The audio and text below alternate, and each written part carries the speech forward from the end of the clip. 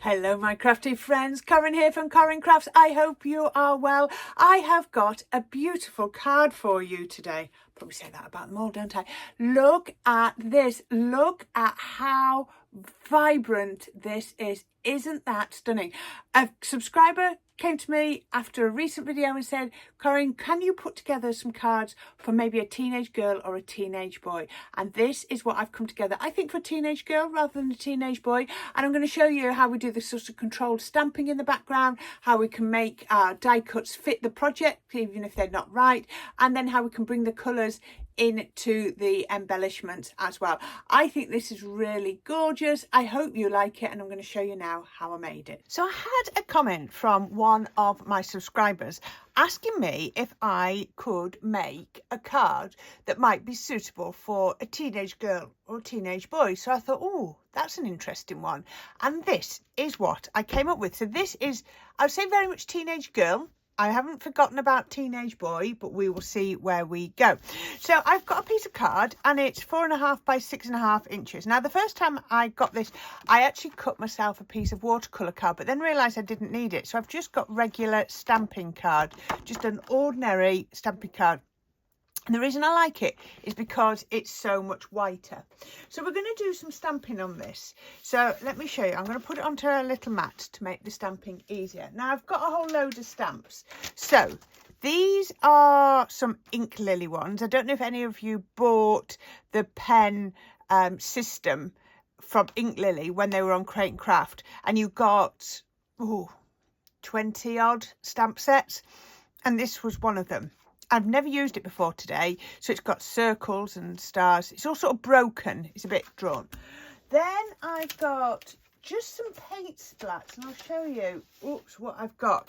So this one is one of my old signature collections, and lots of the paint splats have fallen off, and I don't know where they are. Oh, have I just found another one? Yep. Oh, luckily I've just found one. That's that one.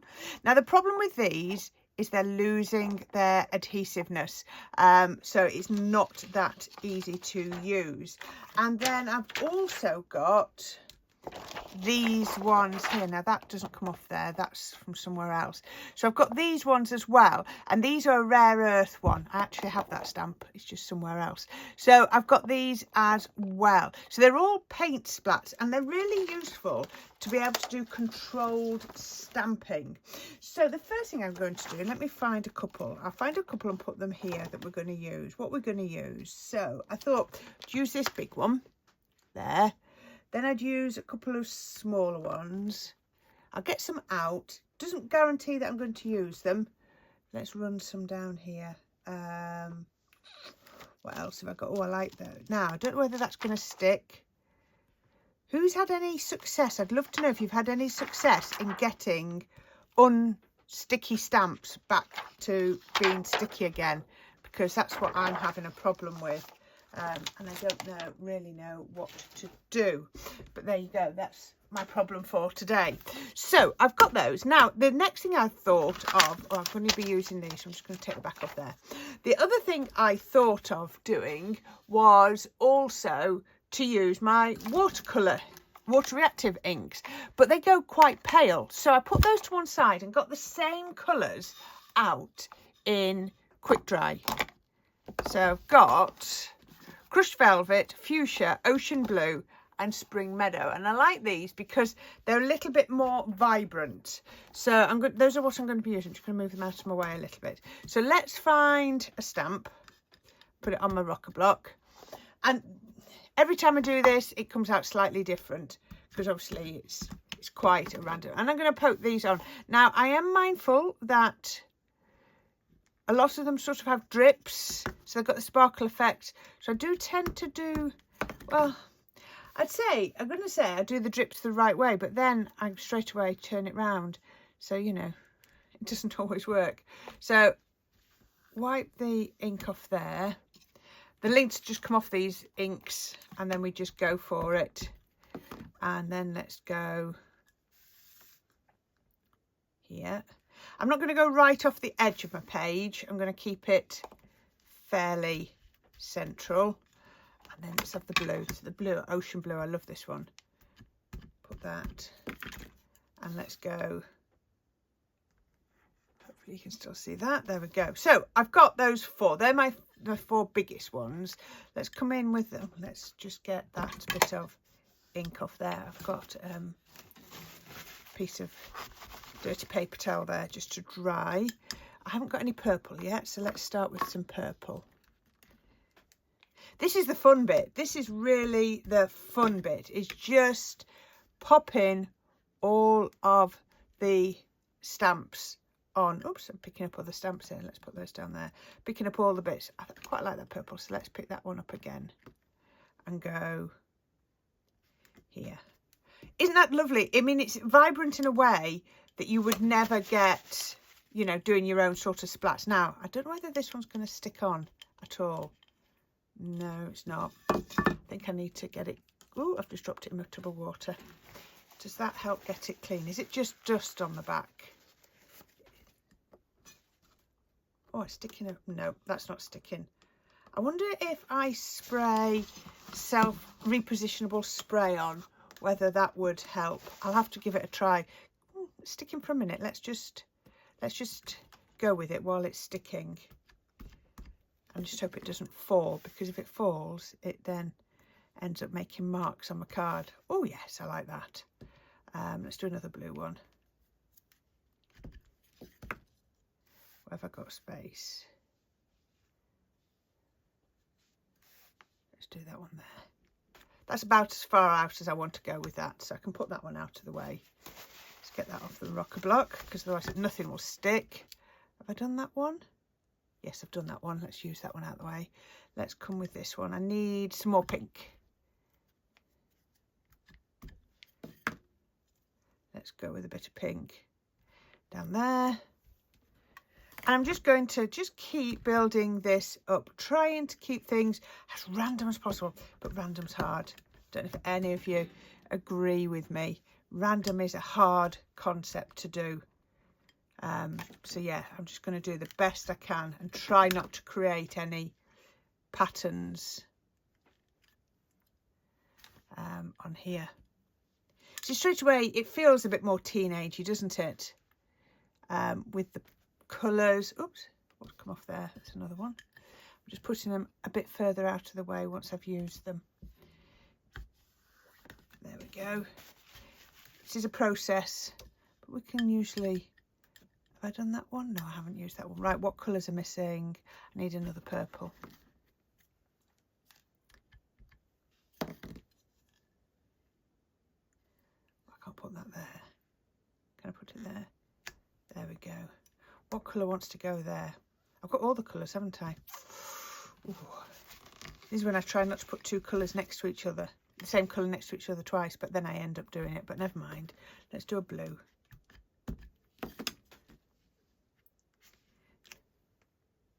I need something up here, but it needs to be small, doesn't it? Let's go with that one. I'm going to do that in pink. That'll stay onto the mat, onto the rocker block rather. Oh, look, I've caught it on the side. Oh, bother. Actually, I can get round that in a minute. I'll show you. I'll just trim the card down a little bit. It'll be fine. Doesn't help my hands are getting mucky. I think I've nearly done. I've got something really small just to go there. If that'll stay on, I can go with a purple. This is the downside. If I'd used a bigger rocker block, I wouldn't have got ink on the rockers, would I? And then that wouldn't have happened. Oh well, we live and learn. We live and learn. There we are. I'm going to do... I love this. Oh, I need something there. It's going to have to be small. So let's just clear that up a little bit and go. What colour? Those four. It's not enough colours. Let's go pink. There, like that. There we go. Right. Okay. I'm going to stop there before anything else goes wrong. And I'm going to bring in a bigger rocker block just to be on the safe side. And I'm going to use some of these ones. Now I'll do them one at a time. I'm going to stick with a quick dry ink, but I'm going to go to black this time. So I'm going to stamp it on these. So this is the largest one. So I'm going to do that one sort of up here. shapes like that. Then I'm going to have to do so much cleaning when I finish, aren't I? This is what happens. I get caught up doing and forget about the cleaning. And then everyone says to me, oh, your stamp area, your work area is so tidy. No, the work area under the camera is tidy. If only you could see the rest of my craft room. It's certainly not tidy at the moment. Certainly not tidy, but I just want to spend time creating projects. I'm just loving creating projects. So tidying up time just seems, I get basically tidy, but I just don't do it all. Yeah, there we go. Right, so I've just added some swirls. If you haven't got those, if you haven't got anything like those stamps, what you can do is maybe get a lid, or I'm just looking for one. You could take your lid off your glue like this, and then ink that. Just tap that in your ink and then go round, and that will make perfect circles as well. And if it's not perfect, they'll be even better because they'll look like that. Okay, so the next thing I did was I got my brickwork die, and I love this, and I love how you got like a little one left in there. So I cut that, but it was too big. So if I turn this over, and you can see, I don't even know where to begin because it doesn't work anymore. So what I did was I had it, oh yeah, it fitted in like that. I cut some off the top because it was too long, and then I've just added bits back in. So I cut bits off and then stuck them back in to make a different shape, because that's going to go on here. And when it was like that, you see, it just took up too much space. So I've made it a little bit smaller, and I really like that. Don't think that the way the dies come is the way you have to use them, because you can adapt them and cut into your die cuts and just make them however you want. So precision glue press to the rescue. I've shown you lots of different ways recently to glue, one being using a sponge, and I might actually just grab my sponge in a minute when I put this over. So I'm just controlling as much as I can where I glue. I shouldn't have moved that. That was a silly thing to do. I should have moved the whole mat, not the die cut. But there we go. Keep it where it is, otherwise the glue goes on the front side. So you can just get out the smallest amount of glue with your precision glue press. And then I'm going to grab this sponge because it's at the side, and all I'm going to do is I'm just going to spread this glue around using a sponge. Can you see how it's spreading it?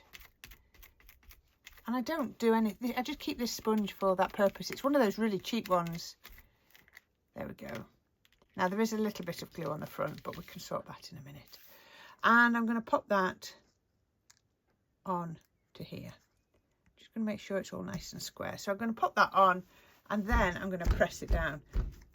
This is going to lift up any extra glue, and it's also going to put it on. But now, doesn't that, it feels very graffiti, so straight away to me it feels quite teenage. I keep repeating teenage because I need to just keep coming back to that. Oh, and I was going to trim it down. Let me just see. There we are. I've run out to cut most of it off, and the only reason I'm not cutting it down any smaller is because I've already cut all my mats and layers. So once I've got that, I can then mat that onto some black card, and I'm going to use, for a change, my collal glue, because I quite like how robust it is on here. There we go, and that's going to go on to a black card. So I've just got a nice thin border around there. I've just taken off a tiny bit of that as well. So can you see, again, it's all working for that black and white, that black and graffiti feel. So I've got myself a card base, pre-bought 5x7 card base, and you can tell because it's a side opener, and then I've put some pink fuchsia pink linen card. So I've cut out the centre of that because I think that I could be making quite a bit with, and on top of there I'm going to put some white. So it really doesn't matter that I've taken out the centre because no one is going to see that. We can put that on here, a little bit of collal again, and that will then go on to there. I always cut my borders when I'm cutting out the centre to 3/4 of an inch. I just like that, those measurements. Now there's one thing I want to do before I go any further, is I put some foam tape on the back of here. So I'm just going to get a permanent black pen, and I'm just going to go straight down there to basically, can you see, turn my white foam black. There we go. And a little bit on the ends. It just means it doesn't, if anybody's looking, picks up the card and has a look, they can't see the white foam. It's just something I like to do. If I remember, it's not the end of the world if they don't. And if somebody really wants to pick apart the card, they'll pick apart the card, won't they, whether you've got black foam on or white foam. I will have to see if Sticks 2 do a black foam. I think they possibly do. And then that would save me having to do that, wouldn't it? I mean, it's going on a white base, so someone might say, well, you know, it's white foam on a white base, so, you know, it's up to you. Little bit of PVA just on there, because it's going to be quite a tight border. And let me check I've got the card the right way around, and I'm going to pop that on there, just like that. Doesn't that look really lovely? Oops, slipping. So what happens is the PVA just allows you to have that wriggle room, and then the foam grabs. I love that. Okay, so we need a focal point. So I'm going to revert to one of my favourite stamps. This is one of my favourite butterfly stamps. It's from Embellishments, and I think I got it about a year or so ago. Yeah, I love this one. It stamps like a treat. I have stamped it using waterproof ink, just because you're going to see why in 1 minute. Let's just get my mat back. Right. Quickly removed all of the glue from the last bit. We're going to do this. So you can cut this out first, or you can cut it out second. It's entirely up to you. And then I did one of these using watercolour inks, and then I did one using the pen. So I'm going to show you what I've done. So I'm going to take this down the body, centre of the body. So this is hot pink. And then I can just take it out like that, just on here. So because I've used a waterproof ink, using a water-based pen is not going to be a problem. And I can colour that onto here. So I've got myself some water. You already saw I had a scraggy bit of paper towel a few minutes ago, which I've dropped. New video warrants a new piece of paper towel, I think. Right, I've got a couple of brushes. I'm going to pick up some of this. I'm not going to dilute it down too much, and then I'm just going to drag that colour out. There we go. I want the colours quite vibrant because the background's quite vibrant.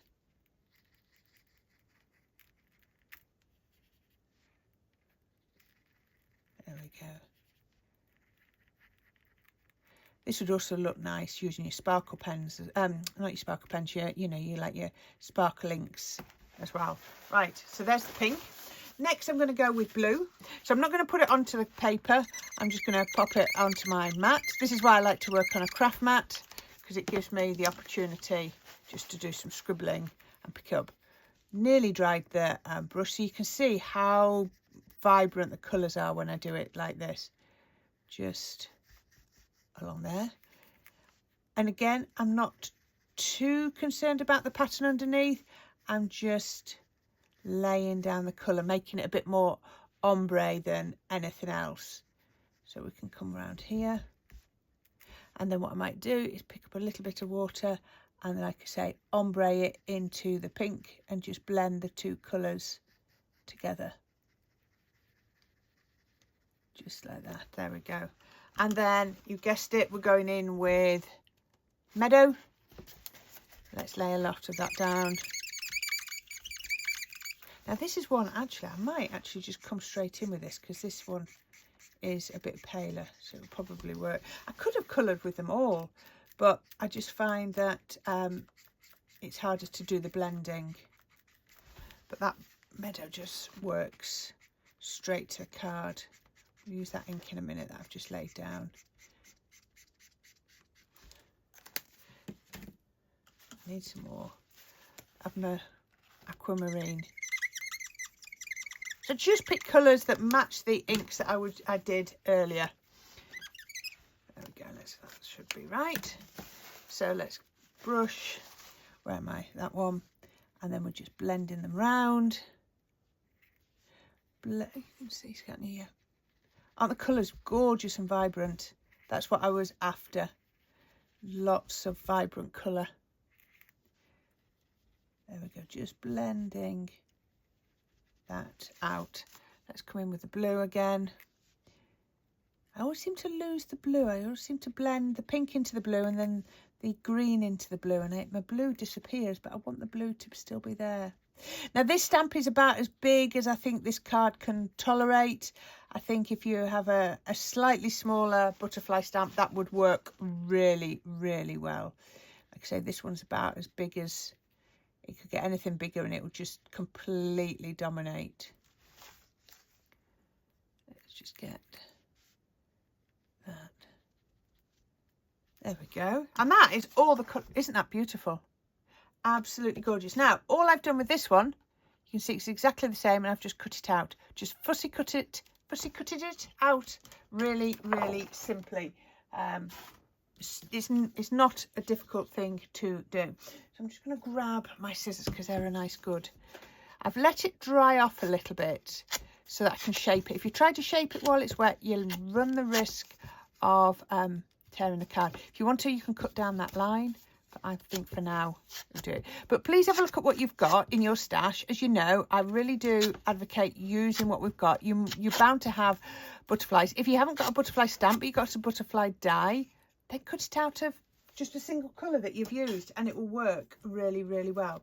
So I'm going to pop that just onto here. And I think that looks really lovely. I've got myself a sentiment.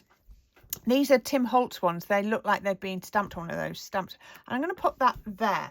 But before I do that, I've got myself, I call it sisal and it confuses everybody. Other people call it angel hair. So just a few of these fibres. And I don't know whether to do one colour or two colours. If I put a little bit there, that's too much if I do that. And then a little bit of the blue just there. Now, is that too much? Just pull a few bits away. I think that's how I want it. So what I'm going to do is grab my 3D glue. I've had lots of questions about 3D glue, and I know for my subscribers in the US, you do struggle to get this, or if you can get it at all. I am going, it's been bank holiday here, so I've not been able to. I am going to contact two of my contacts and see if they do ship to the US and whether they call it something different. I call it 3-dimensional glue.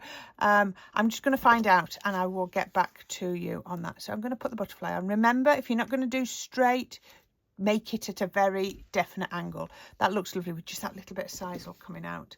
Again, this bit would work with foam pads, but I just tend to pop this on like that.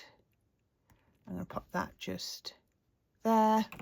Then I've got my gems, because you know me, Corrine and her gems. Years ago, it used to be Corrine and her bows. These days, it's Corrine and her gems. Or the other thick product I've used that I've had a few questions about recently is a bow maker. I'm going to do a bit more on a bow maker because I didn't realise how many people hadn't seen a bow maker in action. So I will definitely bring that back. 5, there we go. 5, perfect.